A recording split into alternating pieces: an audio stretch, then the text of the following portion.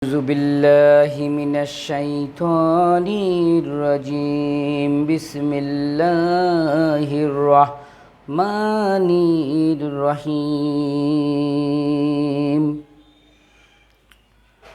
الصلاة والسلام عليك يا رسول الله الصلاة والسلام আলাইকা ইয়া হাবিবাল্লাহ আসসালাতু ওয়াসসালামু আলাইকা ইয়া সাইয়্যিদাল মুরসালিন আসসালাতু ওয়াসসালামু আলাইকা ইয়া রাহমাতাল লিল আলামিন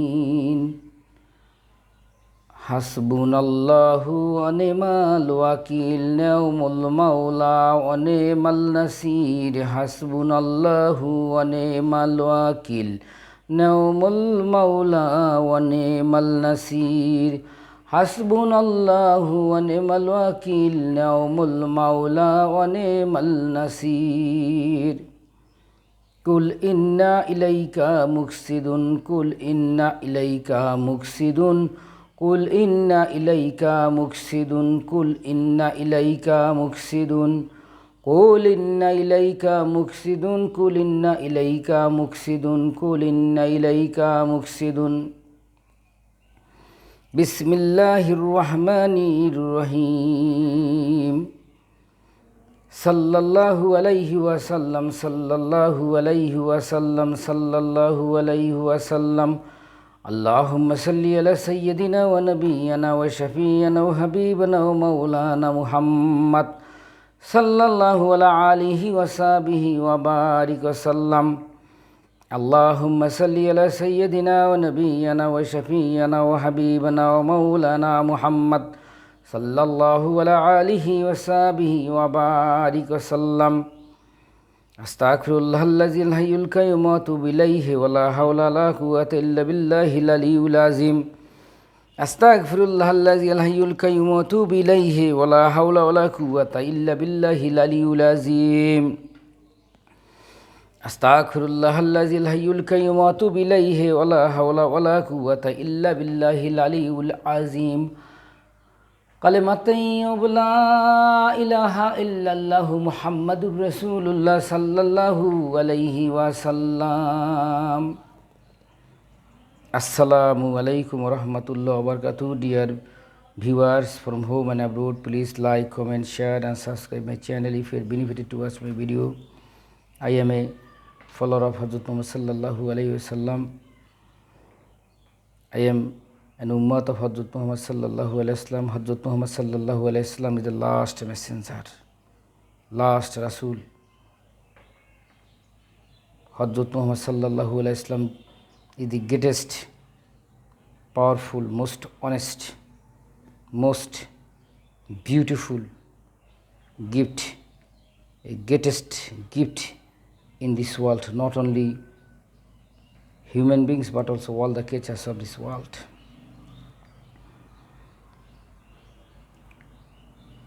The birthday of Hazrat Muhammad sallallahu alaihi wasallam is coming soon.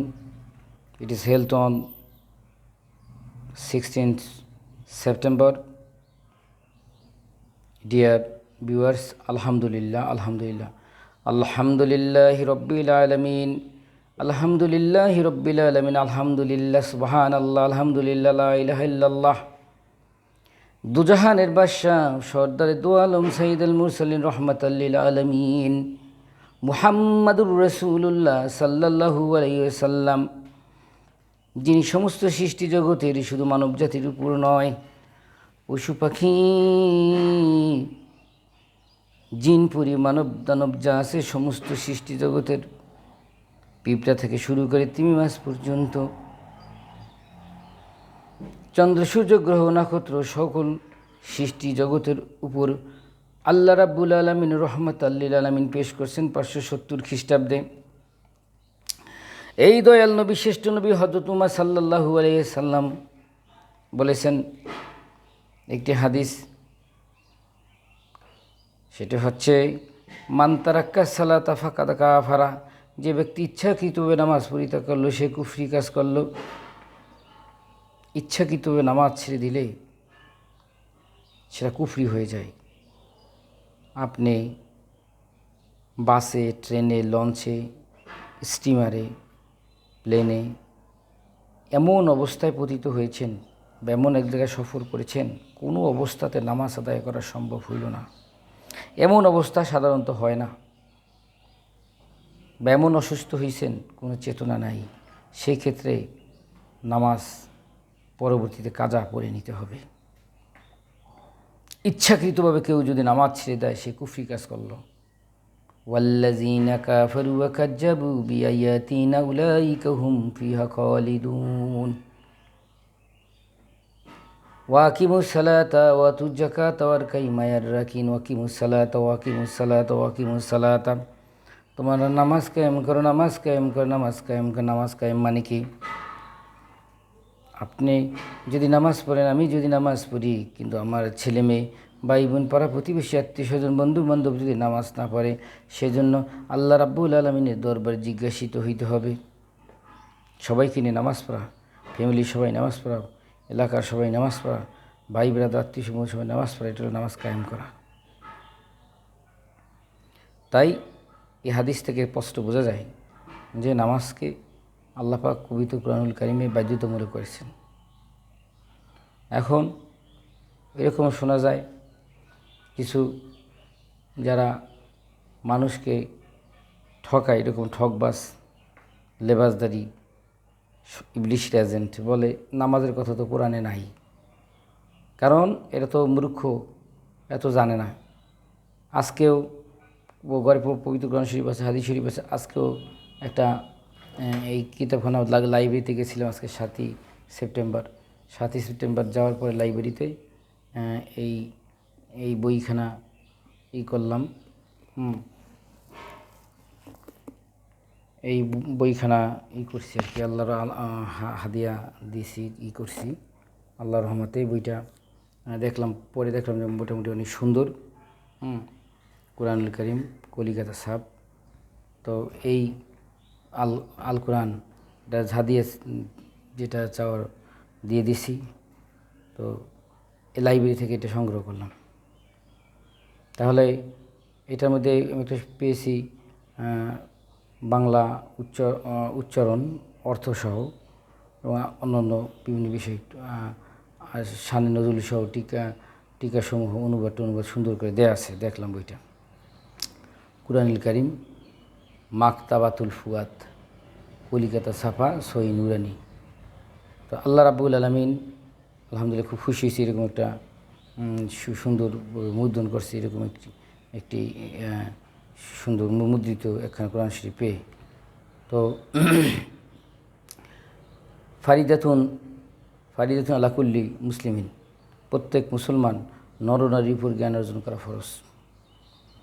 আমি নাম এখন উল্লেখ করতে চাই না, কারণ আমি দিন প্রচারের জন্য, আমি মানুষকে দাওয়াতের জন্য, মানুষকে হেদায়েতের জন্য, নিজের হেদায়েতের জন্য, সবার কাছে দোয়া চেয়ে মানুষকে হেদায়েতের জন্য বলি। আল্লাহ রাব্বুল আলামিন বলছেন যে তুমি একটা আয়াতও যদি তুমি পারো, জানো, এটা মানুষের মধ্যে প্রচার করো। আমি যদি এটুকু পারি, বিসমিল্লাহির রহমানির রহিম, এটুকুই বলবো, বিসমিল্লাহির রহমানির রহিম, শুরু করতেছি পরম করেন অসীম দয়ালু আল্লাহ নামে, যিনি সমস্ত সৃষ্টি জগতেরকেই পালনকর্তা। বিসমিল্লাহ, যিনি আল্লাহ অতীব দয়ালু। বিসমিল্লাহির রহমানির রহিম, শুরু করতেছি সেই মহান সত্তা আল্লাহ নামে, যিনি অতীব দয়ালু, অসীম দয়ালু, অসীম দয়ালু আল্লাহর নামে শুরু করতেছি। আল্লাহ অসীম দয়ালু। তো আজকের এই আলোচনায় বুঝলাম যে ইনশাআল্লাহ বেশি বেশি বই পড়ব, কোরআন হাদিস পড়ব। আর ইংলিশে একটি প্রবাদ আছে, knowledge is power, knowledge is unlimited. Socrates একটা কথা বলছেন যে আগে নিজেকে জানো, নো দাই সেলফ। সুতরাং জানা, আবার আল্লাহ রাব্বুল আলামিন পবিত্র কুরআনুল কারীমে প্রথম যে আয়াতটি অবতীর্ণ করেছিলেন, প্রথম যে আয়াতটা নবী পাক সাল্লাল্লাহু আলাইহি সাল্লামের উপরে হেরা পর্বতের গুহায় প্রথম যে আয়াতটি আল্লাহ করেছে, সেটা ইকরা বিসমি রাব্বিকাল্লাযী খালাক, পড়ো তোমার প্রভুর নামে যিনি তোমাকে সৃষ্টি করেছেন। সুতরাং আমার দিনই ভাই বোনেরা, আপনারা এই আজকে আমি যেই বিষয় নিয়ে আলোচনা করি সেটা পড়ার প্রতি। পড়ালেখা অনেকের মনে থাকে না, আমার প্রিয় ছাত্রছাত্রীরা, যাদের পড়াশোনা মনে থাকে না এরা একটু বেশি বেশি এই দোয়াটা পড়বা। আমি নিজে ছোটোবেলায় থেকে পড়ে আসছি, যেটুকু মনে পড়ে 1 থেকে পড়া শুরু করছি এই দোয়াটা। রব্বি জিদনি এলমা, রব্বি জিদনি এলমা, রব্বি জিদনি এলমা। কওলি রব্বি ইশরাহলি সাদরি ওয়া ইয়াসসির লি আমরি ওয়াহলুল উকদাতাম মিন লিসানি ইয়াফকাহু কওলি রব্বি জিদনি এলমা। আল্লাহুম্মা সাল্লি আলা মুহাম্মাদ ওয়া আলা আলি মুহাম্মাদ। কওলি রব্বি ইশরাহলি সাদরি ওয়া ইয়াসসির লি আমরি ওয়াহলুল উকদাতাম মিন লিসানি ইয়াফকাহু কওলি রব্বি জিদনি এলমা। আল্লাহুম্মা সাল্লি আলা মুহাম্মাদ ওয়া আলা আলি মুহাম্মাদ। কওলি রব্বি ইশরাহলি সাদরি ওয়া ইয়াসসির লি আমরি ওয়াহলুল উকদাতাম মিন লিসানি ইয়াফকাহু কওলি রব্বি জিদনি এলমা। আল্লাহুম্মা সাল্লি আলা মুহাম্মাদ ওয়া আলা আলি মুহাম্মাদ। তাহলে পড়া জানা। এরকম আছে যে একটা হাদিস, 1 ঘন্টা ইবাদত 1 ঘন্টা জ্ঞান অর্জন করা 70 ঘন্টা ইবাদত হচ্ছে উত্তম। কারণ জানতে হবে, সঠিক জ্ঞান যদি না থাকে, সঠিক জ্ঞান যদি না থাকে তাহলে সমস্যার সমাধান হবে কীভাবে, তাহলে আমল করবে কীভাবে। আচ্ছা, অজু কীভাবে করতে হয়? অজু যদি নামাজের চাবি হয়, অজু করার যদি জ্ঞান যদি না থাকে, নামাজ পড়লে নামাজ হবে। নামাজ কী ব্যাপার? নামাজ যদি সঠিক জ্ঞান না, নামাজ যদি সঠিকভাবে না পারে নামাজ হবেই। আচ্ছা, এই জন্য তাহলে কী বোঝা যায় যে জ্ঞান অর্জনের কোনো বিকল্প কিছু নাই। একজন বাসের ড্রাইভার, সে জানে কীভাবে বাসটা ড্রাইভ করতে হবে, কীভাবে বাসটা। একজন কম্পিউটার ম্যান, সে জানে এই কম্পিউটার অপারেট কীভাবে করতে হবে। এই অপারেটর কাছে গেলে একটা মনে করেন সিবি বা যে কোনো একটা ফাইল, যে কোনো একটা মেসেজ, যে কোনো একটা ডাউনলোড করবেন, একটা স্টেটমেন্ট, সে কী করে 1 মিনিটের ভিতরে সে এটা খুঁজে বের করে ডাউনলোড করে আবার প্রিন্টিং করে দিয়ে দেয়। তার এই যে নলেজটা যদি না থাকে তাহলে 1 মিনিটে সে কীভাবে পারলো? আর যাদের এই নলেজ নাই তারা কি 1 বছরও পারবে? সুতরাং নলেজ ইজ পাওয়ার। এই জন্য আল্লাহ বলেছেন প্রথম, ইকরা পড়ুন বিস্মি রব্বিকাল্লাযী খালাক, আপনার সৃষ্টিকর্তার নামে যিনি আপনাকে সৃষ্টি করেছেন। পরবর্তী আয়াতে আরও কথা আছে। সুতরাং অনেকটি হাদিস এরকম বর্ণিত আছে, রাসূল পাক সাল্লাল্লাহু আলাইহি ওয়াসাল্লাম বলছেন জ্ঞান অর্জনের জন্য প্রয়োজনে চীন দেশে যেতে। তাহলে এই তখনকাল থেকে প্রায় 2000 মাইল দূরে ছিল, অনেক অনেক দূর। আর বাংলাদেশ থেকে তো চীন আরও দূর। এখন তো মানুষ পড়াশোনার জন্য, আমার এক ছাত্র আছে, সে লেখাপড়ার জন্য কানাডা আছে। এটা আমি পড়াইছি আমার প্রথম দিক দিয়ে যখন ছাত্র পড়াইছি আর কি, ইন্টার পাস করার পরে যে ছাত্রগুলো পড়াইছি তাদের মধ্যে এইটাই সম্ভবত প্রথম। সে কানাডা আছে, সে লেখাপড়ার জন্য গেছে। এই যে লেখাপড়ার জন্য মানুষ বিদেশ যায়, আর আত্মীয় স্বজন আছে বিদেশ গেছে পড়াশোনা করার জন্য, অনেকে চাকরি বাকরির জন্য যায়। আমার ছোট ভাই আছে পড়াশোনার জন্য মালয়েশিয়া গেছে, ইকুব ইউনিভার্সিটি, মালয়েশিয়ার ইকুব ইউনিভার্সিটি। মেহেদি হাসান সাইদ আমার আপন ভাই, সে পড়াশোনার জন্য মালয়েশিয়া গেছে।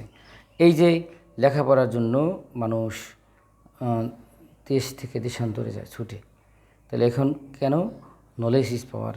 তারপরে আমার এরকম 2-1 আত্মীয় স্বজন আছেন যারা অনার্স মাস্টার্স করার পরে তারপরে বিভিন্ন তারপর সরকারি চাকরি পেয়ে আবার সরকার থেকে প্রশিক্ষণ নেওয়ার জন্য সেই ইউরোপ কান্ট্রিতে বিভিন্ন জায়গায় এগুলো তার সার্টিফিকেট আসছে, সে এখন বড় মানের কর্মকর্তা। তা এই যে জ্ঞান অর্জনের জন্য গেছে একজন অফিসার, সরকার আবার আবার আলাদা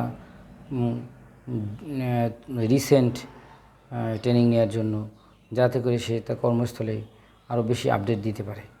এই যে বিষয়গুলো জ্ঞান অর্জনের জন্য। এছাড়াও আমরা শিক্ষক হিসেবে এই অনেক ট্রেনিং করছি, শিক্ষকদের অনেক ট্রেনিং আছে। তো এই যে ট্রেনিংগুলো করলাম জ্ঞান অর্জনের জন্য। কেন?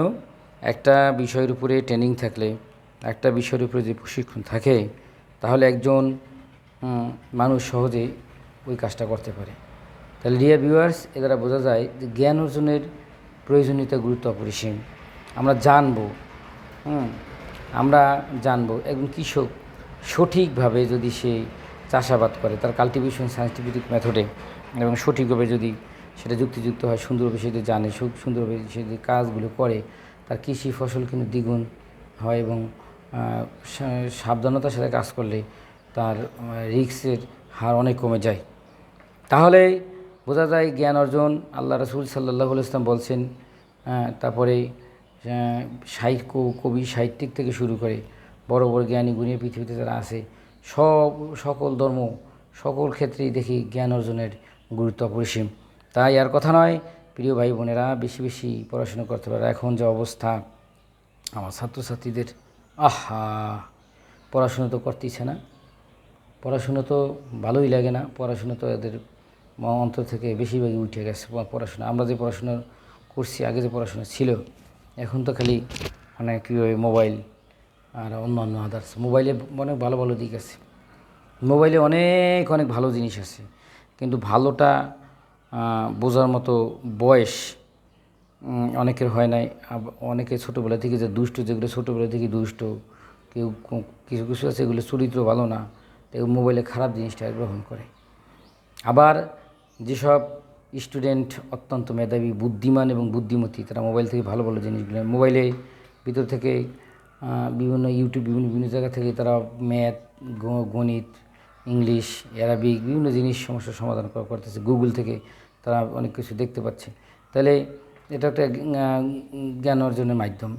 এখন এমনও কিছু কাঠমোল্লা আছে, কাঠমোল্লা এগুলা বেদাত সৃষ্টিকারী, যে আমাকেও দু একজন প্রশ্ন করছে, আপনি মোবাইলে ইউটিউবে কেন কথা বলেন, নিজের ছবি কেন দেখেন? আরে আমি তো ছোট্ট কয়েকটা বিষয়ের উপর আমল করি, কয়েকটা আয়াত জানি, কী ভাই জানি, আমি জ্ঞানের জগতে ক্ষুদ্র ছোট একটা মানুষ। মিজানুর রহমান আজারি সাহেব, যিনি এত বড় স্কলার, এছাড়াও আরও অনেক অনেক অনেক অনেক অনেক বড় বড় ইসলামী তারকা আছে, যারা অবশ্যই এই মোবাইলে তারা বিভিন্ন বক্তৃতা দিতেছে ইসলাম প্রচারের জন্য। একদম কৃষি ব্যবস্থা থেকে শুরু করে অর্থনৈতিক, সামাজিক, রাজনৈতিক বিভিন্ন বিষয়। তাহলে আসলে ফেসবুক, ইউটিউব, মোবাইল, বিভিন্ন চ্যানেল, সোজা এক কথা টিভি পর্দা, এটা হচ্ছে গিয়ে আসলে এই বর্তমান এই বৈজ্ঞানিক যুগ, বিজ্ঞানের একটা অবদান। এখন এই যুগে ইসলাম প্রচারের জন্য, দিন প্রচারের জন্য এটা একটা মাধ্যম মাত্র। আমি একবার যদি সুবহানাল্লাহ বলি, আমি একটা মানুষের কাছে যদি কানে কানে গিয়ে বলি, সামনে সামনে একটা লোক শুনবে। আর মোবাইলের মাধ্যমে যদি আমি সুবহানাল্লাহ, আলহামদুলিল্লাহ এই গুরুত্বটা বলি, এটা যদি আমার কথাগুলো ভালো লাগে, তা হাজার হাজার হাজার হাজার লক্ষ লক্ষ কোটি কোটি মানুষ শুনবে। তো সব এখানে কোটি গুণ হচ্ছে। এখানে মানুষের চিন্তা ধারণা কিছু সংকীর্ণতা। মোবাইল ভালো এবং খারাপ দুটোই আছে। মোবাইলের মাধ্যমে এখন ব্যবসা বাণিজ্য থেকে শুরু করে হিসাব নিকাশ এবং হজের যে রেজিস্ট্রেশন, ছবি তোলা থেকে শুরু করে সবই এখন মোবাইলের মাধ্যমে হয়। সুতরাং আমরা এই এত সমালোচনা না করে বাস্তবতাকে মানি। এই মক্কা মদিনার ছবিও তো মোবাইলে দেখা হয়, টেলিভিশনের পর্দায় দেখানো হয়, টেলিভিশনের পর্দা, মোবাইলে, এতে তো একই জিনিস। সুতরাং এইটা যাদের ধারণা যে ছবি তোলা, ভিডিও করা, আপনি খারাপ জিনিস না করলেন, যেটা দিন প্রচারের জন্য, যেটা মানুষের জীবন বাঁচায়, এমন একটা তথ্য দেওয়ার জন্য, মানুষের উপকারের জন্য, মানুষের কল্যাণের জন্য মোবাইল ইউজ করা যাবে। এমনকি আমি আরেকজন ব্যক্তিগত এগুলো জানার বিষয়, এই একজন জজ সাহেব আছে জালকাঠিতে, সৈয়দ জুলফিকার আলী মাসুদ। আমি তাকে ছোটোবেলা থেকে চিনি, অত্যন্ত ভালো মানুষ, সে অত্যন্ত সৎ। পৃথিবীর জমিনে এরকম একজন ন্যায় বিচারক, এরকম ভালো একজন মানুষ হয় না, খুবই ভালো মানুষ। নিজেও তো ওয়াজ নসিহত করে। চরমনায় পীর সাহেব, রেজাউল করিম পীর সাহেব ওয়াজ নসিহত করে মোবাইলে। এখন কিছু আছে মানে সংকীর্ণ নিষ্মনা কিছু মানুষ, আলেম, যারা সমালোচনা করতে পছন্দ করে, নিজেরা তো নামাজ রোজা করে না, বিভিন্ন শিরক বেদাতের সাথে জড়িত। এরা ওই রেজাউল করিম পীর সাহেব, তারপরে বড় বড় আলেম যারা আছে, মিজানুর রহমান আজারি সাহেব, এরা ওয়াজ নসিহত করে। এদের এত সমাজে ডিম্যান্ড, এদের সমাজে এদের নেতৃত্ব, এদের সমাজের এত প্রচারণা, এগুলো ভালো লাগে না। ভালো না লাগার কারণে এরা এগো সমালোচনা করে। আমি মোবাইল দিয়ে যদি দিনে প্রচার করি, মোবাইলের মাধ্যমে যদি মক্কা শরীফ, মদিনা শরীফ, অনেকে আছে লাখ লাখ টাকা লাগে, হ্যাঁ, দেখার মতো, তাদের কপাল ভাগ্য নেই। মোবাইলের মাধ্যমে মক্কা মদিনার ছবি দেখতেছে, আমার প্রাণটা জুড়িয়ে যেতেছে, তাই পাপ কিসের? সুতরাং এই ধরনের বিশৃঙ্খলা করা ঠিক না। আল্লাহ রাব্বুল আলামিন বলেছেন, সরাসরি কোরআন থেকে বলতেছি, কোরআন আল্লাহ বলছে বিশৃঙ্খলা হত্যার চেয়েও ফেতনা, বিশৃঙ্খলা হত্যার চেয়েও জঘন্য। তো এইরকম বিশৃঙ্খলা সমাজে যারা প্রচার করে, কাল হাসরের মাঠে আল্লাহ রাব্বুল আলামিনের দরবারে এই কাঠমোল্লাদের বিচার হবে, আল্লাহ পাক বিচার করবে, কঠিন বিচার করবে। জানে না, যারা বুঝে, রেজাউল করিম পীর সাহেব, ফাইজুল করিম পীর সাহেব, আরও বড় বড় আলেম আছে, হ্যাঁ, মাহমুদুল হক সাহেব, এরকম বড় বড় আলেম আছে, তাহিরি সাহেব বড় বড় আলেম আছে, মিজানুর রহমান আজারি সাহেব বড় বড় আলেম আছে, জৈনপুরি, আবু বকর সিদ্দিক সাহেব, বড় বড় যারা ওয়াজ নসিহত করে, যেটা মোবাইলে ধারণ করে। অনেক মানুষ তাদের ওয়াজ শুনতে যাইতে পারে না, টাকা নাই, কারো গাড়ি ভাড়া নাই, ওরা দূরত্ব, তাদের ওয়াজটা মোবাইলের মাধ্যমে শুনতেছে ঘরে বৈশা, এবং হেদায়েত হচ্ছে, ভালো মাসলা মাসাইলগুলো শিখতেছে। মাহমুদুল্লাহ সাহেবের মাসলা তো আমি নিজেও দেখি, আমার ফ্যামিলি দেখে। মিজানুর রহমান আজারি সাহেবের কত মাসলা আমরা দেখি, হ্যাঁ। এখানে আমি কোনো পলিটিক্সের কথা বলতেছি না, তা এখন কথা বলতেছি দিন প্রচারের জন্য, জ্ঞান অর্জনের কথা। জ্ঞান অর্জনের জন্য মোবাইল ইউজ করা যায়, কিন্তু মোবাইল দিয়ে খারাপ জিনিস দিয়ে বসে দেখে, নিজের চরিত্র যদি কেউ নষ্ট করে, এই জন্য আল্লাহ পাকের দরবারে কাল হাসরের মাঠের হিসাব দেওয়া লাগবে। দুনিয়া ধ্বংস হবে, আখিরাত ধ্বংস হবে। আমি কথা গরুর গোশত যদি বেশি খাইলে মানুষ শ্রেষ্ঠ করে। কোনো দিন বেশি, আমি যদি পানিও বেশি খাই থেকে মানুষ মারা যাবে। কোনো কিছু, সব জিনিসের খারাপ এবং ভালো দুইটা সাইড আছে। আমি যদি ভালোটা নিই, আমি বাঁচবো, সমাজ বাঁচবে, দেশ বাঁচবে, পৃথিবী বাঁচবে, সকল স্তরের মানুষ বাঁচবে। আর খারাপটা যদি নিই, সমস্ত দুনিয়া ধ্বংস হবে, দেশ ধ্বংস হবে, নিজে ধ্বংস হব। সুতরাং আমরা সমালোচনা না করে, আমরা মানুষের খালি দোষ না খুঁজে আমরা সঠিক পথে আসি। একটা কথা মনে রাখবেন, 40 জন বড় বড় আলেম যারা, তারা বড় অনেক জ্ঞানী, যেমন যে জিনিস ভালো বুঝে। আমি তো বড় আলেম না, এখন যে ম্যাথ ভালো বুঝে, তার কাছে ম্যাথের বিষয়ে সাহায্য নিতে হবে, যে স্যার একটা অঙ্কটা বুঝেন, হিসাব নিকাশটা কেমন হবে। যে ফিজিক্স ভালো বুঝে, যে কেমিস্ট্রি ভালো বুঝে, কেমিস্ট্রি এই জিনিসটি কীভাবে H2 এইটা বুঝিয়ে দেন, এটা ভেঙে দেন, অ্যানালাইজ করে দেন, অনুপরমাণুর বিষয়টা বুঝিয়ে দেন। এখন যে বায়োলজি বুঝে, তাকে বুঝাইতে হবে, যে তার কাছে গিয়ে জিজ্ঞেস করতে হবে, তার কাছে বুঝতে হবে যে এই জিনিসটা কীভাবে কী হইলো, কী সংশ্লেষণ বিশ্লেষণ কীভাবে হইলো, এটার কীভাবে এটা সিস্টেমটা হইলো, এটা স্তর বাই স্তর, পর্ব, ফাইলাম, এগুলা বুঝাই দেন, পর্ব, উপপর্ব, শ্রেণীবিন্যাস এগুলো বুঝাই দেন। এভাবে যারা কোরআন হাদিস মুহাদ্দিস মুফতি, তাদের কাছে, তারা হাজার হাজার মানুষের মাথা, তারা এই জিনিসের অভিজ্ঞতা তাদের কাছে যাইতে হবে, তাদের কথা শিখতে হবে। এখন আমি গরিব মানুষ, আমার কাছে অল্প দামের একটা মোবাইল আছে, আমি এটা দিয়ে তাদের ওয়াজ নসিহত শুনতে পাচ্ছি, মাসালাগুলো জানতে পারতেছি। আর সরাসরি কোরআন শরীফ পরে সেটা বুঝতে হলে ওই দিন বড় মাওলানা হইতে হয়, একজন সাহায্য নিতে হয়। নিজে কেউ কোরআন শরীফ পড়তে পারে, নিজে কেউ ডিকশনারি পড়তে পারে। আমি ইংলিশ অনার্স মাস্টার্স, আমার কাছে আমার ক্লাসগুলো দেশ বিদেশি বিভিন্ন মানুষ দেখে, আমার তো আরও চ্যানেল আছে। তো এই কত ইন্টারমিডিয়েট আমি 2014 থেকে ইন্টারমিডিয়েট ডিগ্রি অনার্সের ক্লাস নিতেছি। তাহলে এখন অনার্সের ছাত্রগুলোকে আমার কাছে আসবে, না কামার কুমারের কাছে যাবে, নাকি ডাক্তারের কাছে গিয়ে বলবে যে স্যার সেলাই কম্পেয়ার দিতে সমাজ ডেটে বুঝাই দেন, উইলিয়াম শেক্সপিয়ারের ঘটনাটা কেমনি কী ঘটনা করছে। ইংলিশ টিচারের কাছে পোলাপান ইংলিশ পড়তে আসবে, এটা স্বাভাবিক। এখন মাসলা মাসাইল জানার জন্য মিজানুর রহমান আজারি সাহেবের মতো বড় বড় যারা আছে সমাজে, তাদের কথা শুনতে হবে। এখানে যদি কোনো পাগল বলে যে মোবাইলে ওয়াজ শোনা ঠিক না, মানে এদের ব্রেন সমস্যা, ব্রেন ওয়াশ করতে হবে, প্রবলেম আছে ব্রেনে। এদের মন মানসিকতা সরে আমরা এই কাদা ছোড়াছুরি না করে, এক আলেমের বদনা না করে, এক নবীর উম্মত আমরা, মানুষ জাতি, এক জাতি, হিন্দু, খ্রিস্টান, চাকমা, মারমা, মুরং, সব আমার আব্বাজান আদম আলাইহিস সালাম এবং আম্মাজান হাওয়া আলাইহিস সালামের সন্তানেরা।